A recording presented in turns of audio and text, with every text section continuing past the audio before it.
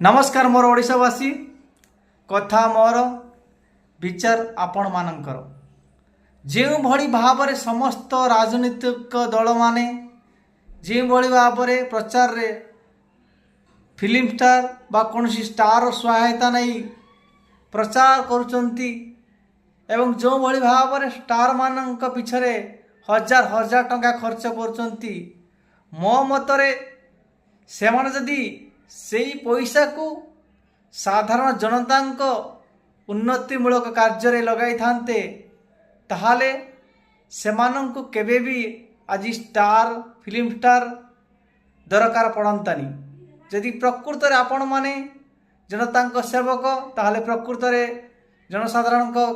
काम करंतु जनसाधारण सुविधा असुविधा बुझंतु ताहाले आपण मानंकु कौन स्टार दरकार पड़िबनी इलेक्शन रे।